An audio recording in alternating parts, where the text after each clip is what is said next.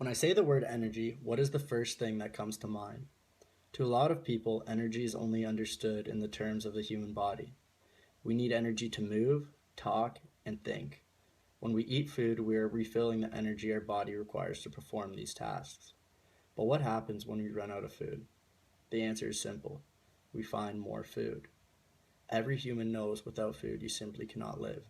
It is encoded into our primal instincts. Now let me put you into a scenario. Imagine that you and 100 other people are placed on a desert island with no wildlife or vegetation, either in the water or on the land. However, there is 1 year's worth of non-expiring food that can allow you, along with 100 other people, to live. The first few months aren't too concerning because we as humans tend to be overly optimistic and live mostly in the present. However, as the year comes to an end, panic will ultimately arise, and this will mark the beginning of the fighting over the remaining portions of food. The weak will suffer and the strong will prevail.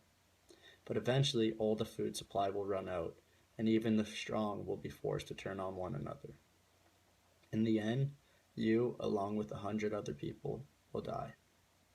Now, if we replace the food with oil, gas, coal, and other non-renewable resources, the scenario that seemed impossible to be analogous to any real-world issue has become an under-exaggerated version of the energy crisis our society is heading into.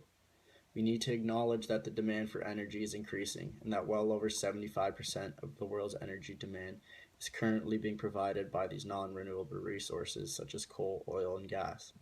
We certainly know that we are not living in a sustainable manner. However, we continue to do so. Why? As I have stated before, we live in the present and we are overly optimistic. These two factors will eventually lead us to our demise. I truly believe, without a doubt, if we do not change our ways, the fight for energy will tear apart our society. Even if everyone reduced their carbon footprint by a significant amount, we are still heading into the previous mentioned scenario.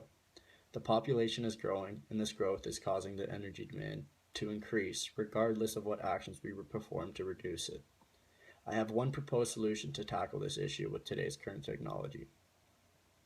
We must limit the energy use in our population to only that of which can be supplied by our combined renewable resources. To increase the amount of energy which we can consume, a large amount of funding and efforts will be required to raise the number of renewable power plants. All non-renewable energy sources are to be banned, and the population must be extensively monitored by each government. This implies limitations on the number of children each household is allowed to have. In this talk, I have clearly outlined the issue, and I have tried to propose a solution. Many of you may disagree with this solution. However, I ask one thing of those who disagree. Create your own solution. We need this world to be brainstorming ideas as a group. We need to work together and come up with a way to tackle this crisis. So citizens of the world, I have gave you my solution, and I will end this talk with one final question. What is your solution?